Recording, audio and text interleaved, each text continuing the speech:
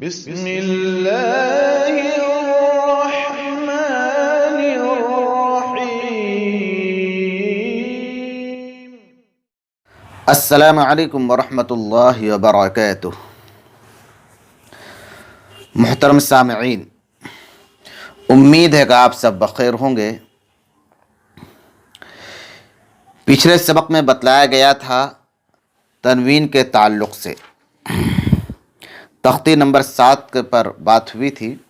تنوین کسے کہتے ہیں؟ آج کا جو سبق ہے وہ ہے تختی نمبر 8۔ آپ دیکھ رہے ہوں گے تختی نمبر 8، اس میں لکھا ہوا ہے تنوین و نون ساکن۔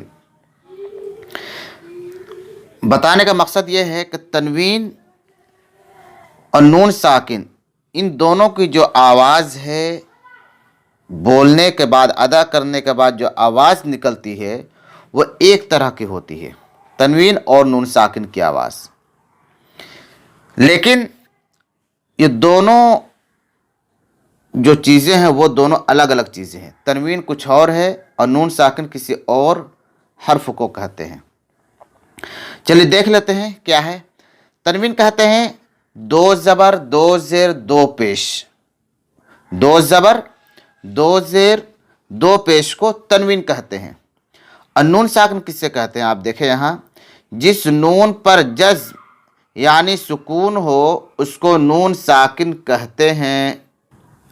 ہاں، تو آپ نے دیکھا، جس نون پر جزم یعنی سکون ہو اس کو نون ساکن کہتے ہیں۔ جزم کسے کہتے ہیں؟ آپ دیکھ رہے ہوں گے یہاں پر، یہ دیکھیں نون کے اوپر جو اس طرح بنا ہوا ہے، زوم کر کے دکھاتے ہیں آپ کو ہم ذرا۔ دیکھیے یہاں دیکھ لیجیے آپ، یہ جو بنا ہوا ہے اسے جزم کہتے ہیں۔ کیا کہتے ہیں؟ جزم یعنی سکون۔ سکون بھی اسی کو کہتے ہیں اور جزم بھی اسی کو کہتے ہیں۔ جس حرف پر بھی ایسا لکھا ہوا ہوگا اسے جزم کہیں گے۔ اب دیکھیں، جس نون پر جزم یعنی سکون ہو اس کو نون ساکن کہتے ہیں۔ یہ تو بات پوری ہو گئی۔ اب آگے بتا رہے ہیں کہ تنوین اور نون ساکن کی آواز یکساں ہوتی ہے، یکساں برابر ہوتی ہے، ایک جیسی ہوتی ہے۔ تنوین اور نون ساکن کی آواز ایک جیسی ہوتی ہے، جیسے بن با 2 زبر بن، با نون زبر بن۔ اب دیکھیں پڑھ رہے ہیں، جب مخرج پہ لگ رہا ہے، زبان لگ رہی ہے، تو اس میں آپ دیکھ سکتے ہیں، آواز سن سکتے ہیں۔ آواز کیسے آ رہی ہے؟ با 2 زبر بن، نون کی آواز آ رہی ہے، اور یہاں نون ہے ہی، با نون زبر بن۔ تو اس میں سے بھی بتلانا مقصود ہے کہ تنوین اور نون ساکن کی آواز ایک جیسے ہوتی ہے۔ جب آواز ایک جیسے ہوگی تو جب اس کے قواعد بیان کیے جائیں گے، نون ساکن اور تنوین کے دونوں کے قواعد بھی ایک ہی طرح کے ہوں گے۔ لیکن فرق کہاں ہوتا ہے؟ جب وقف کرتے ہیں، جب وقف کا مسئلہ آتا ہے، رکنے کا مسئلہ آتا ہے، کسی آیت پر ٹھہرنے کا مسئلہ آتا ہے، تو تنوین میں کسی اور طرح ٹھہریں گے اور نون ساکن میں کسی اور طرح ٹھہریں گے۔ ٹھیک ہے؟ جب وقف کی بات آئے گی تو وہاں یہ بات بتلا دی جائے گی۔ تو چلیے اب آگے پڑھ لیتے ہیں، اس کا ہجے کر لیتے ہیں، پھر اس کا متن کرنا ہے، اس کا اجرا بھی کرنا ہے۔ تا 2 زبر تن، میں نے پچھلے سبق میں بتلایا تھا کہ جب ہم 2 زبر کی تنوین پڑھیں گے اور جو الف لکھا ہوا ہوتا ہے اس الف کو نہیں پڑھیں گے، ہے نا، اس الف کو ہجے کرتے ہوئے نہیں پڑھیں گے۔ تو چلیے پڑھتے ہیں۔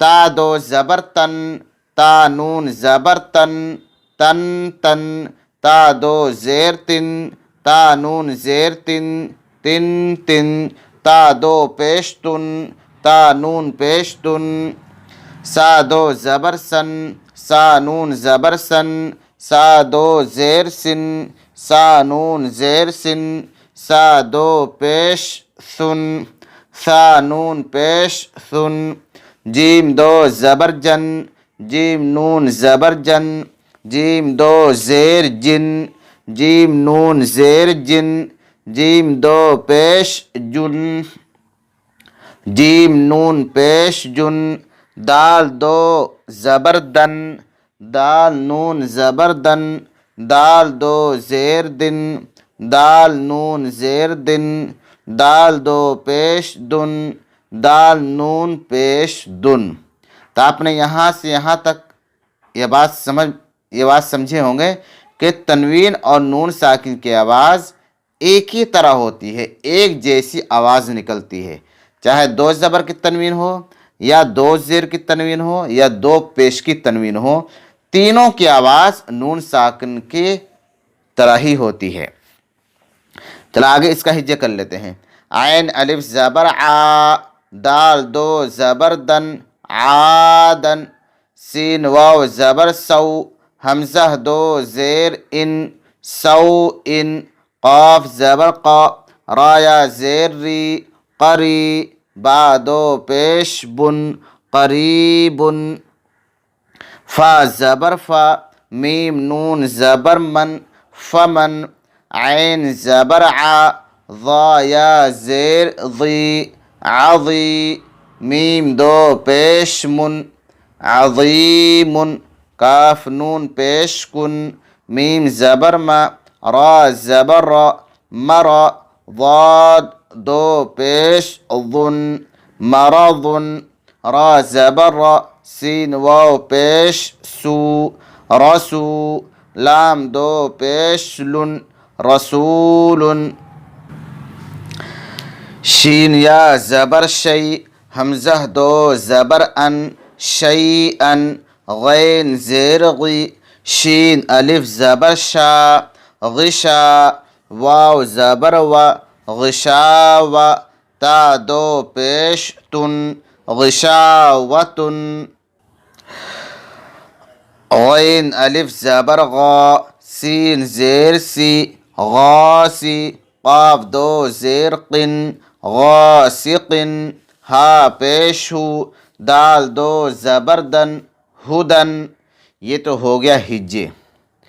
اس کا متن رواں بھی پڑھ سکتے ہیں، پڑھ لیں تو زیادہ بہتر ہے۔ عادن، سوءن، قریب، فمن، عظیم، کن، مرض، رسول، شیئا، غشاوۃ، غاسق، ہدن۔ اب اس کا اجرا کرنا ہے تو اجرا کے لیے پہلے بتایا گیا تھا کہ پہلے زبر، زیر، پیش یہ پہلے بتا دیں، اس کے بعد پھر قواعد بیان کر دیں تو اجرا ہو جائے گا۔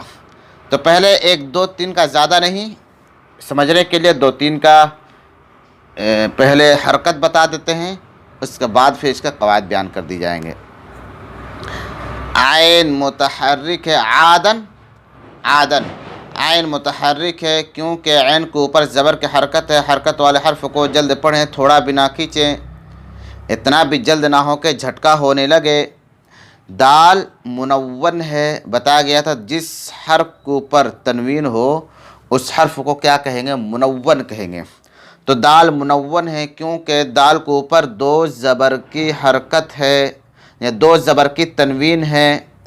سین متحرک ہے کیونکہ سین کے اوپر زبر کی حرکت ہے، حرکت والے حرف کو جلد پڑھیں، تھوڑا بھی نہ کھینچیں، اتنا بھی جلد نہ ہو کہ جھٹکا ہونے لگے۔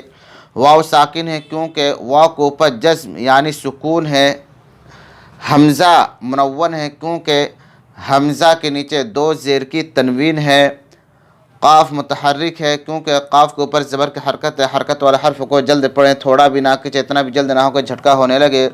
را متحرک ہے کیونکہ را کے نیچے زیر کی حرکت ہے، حرکت والے حرف کو جلد پڑھیں، تھوڑا بھی نہ کھینچیں، اتنا بھی جلد نہ ہو کہ جھٹکا ہونے لگے۔ یا ساکن ہے کیونکہ یا کے اوپر جزم یعنی سکون ہے۔ با منون ہے کیونکہ با کے اوپر دو پیش کی تنوین ہے۔ اس طرح یہاں سے لے کر یہاں تک یہ بات کہیں گے، حرکات بتلائیں گے، اس کے بعد پھر اب قواعد کو بیان کر دیتے ہیں۔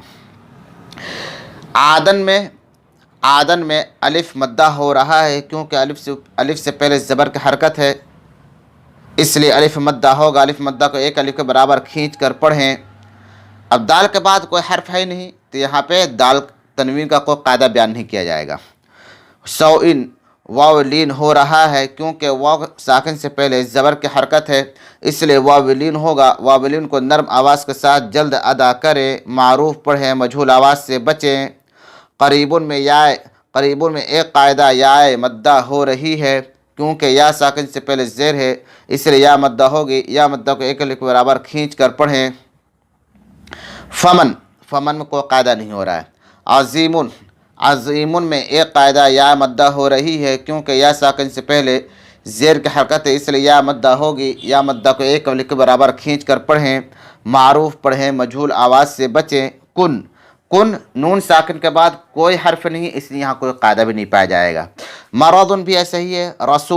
رسول میں واو مدہ ہو رہا ہے کیونکہ واو ساکن سے پہلے پیش کی حرکت ہے، اس لیے واو مدہ ہوگا، واو مدہ کو ایک الف کے برابر کھینچ کر پڑھیں۔ معروف پڑھیں، مجہول آواز سے بچیں۔